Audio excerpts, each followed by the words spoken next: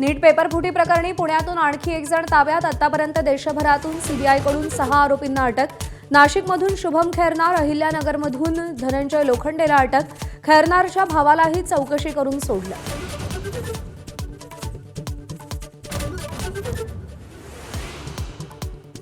पुण्यातील उषा किरण रुग्णालयात बॉम्ब आढळल्यानं खळबळ। डॉक्टर गायकवाड यांनी धाडस दाखवून वस्तू स्वतः मोकळ्या जागेत नेली।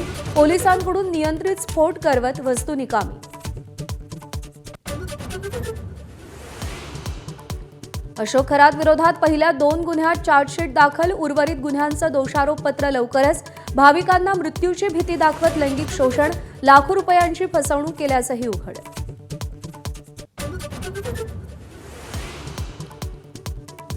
अशोक खरातची आर्थिक व्यवहार प्रकरणी रुपाली चाकणकरांची आज ईडी चौकशी। चाकणकर चौकशीला हजर राहणार का याची उत्सुकता।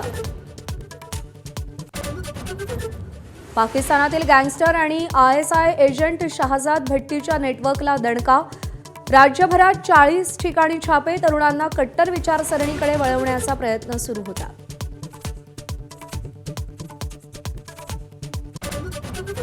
केंद्र सरकारची साखर निर्यातीवर तातडीची बंदी। 30 सप्टेंबरपर्यंत बंदीची अधिसूचना जारी।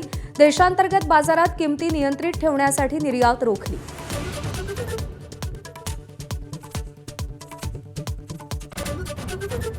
आजपासून दुधाच्या दरात 2 रुपयांची वाढ। अमूल, मदर डेअरी कंपन्यांनी दर वाढवले। सर्वसामान्यांच्या खिशाला कात्री लागणार। विधान परिषदेत बिनविरोध निवडून आलेल्या 10 आमदारांचा आज शपथविधी। भाजपचे 6, शिवसेनेचे 2, राष्ट्रवादीचा 1 आणि महाविकास आघाडीचे 1 आमदार शपथ घेणार।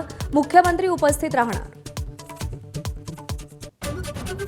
माझाच्या बातमीनंतर अखेर नेत्रहीनांना न्याय मिळाला। संजय गांधी निराधार योजनेचा रखडलेला निधी खात्यात जमा होण्यास सुरुवात। लाभार्थ्यांनी माझाचे आभार मानले।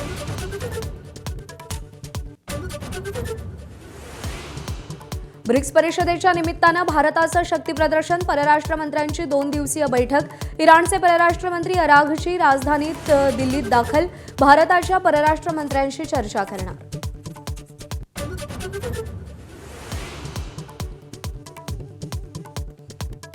3 दिवसांच्या चीन दौऱ्यावर आलेल्या ट्रम्प यांच्या अध्यक्ष जिनपिंग यांच्याशी द्विपक्षीय वार्ता। ट्रम्प यांचं अध्यक्षांकडून औपचारिक स्वागत। दोन्ही देश सहयोगी, एकमेकांविरोधात नाही, ट्रम्प यांचं वक्तव्य।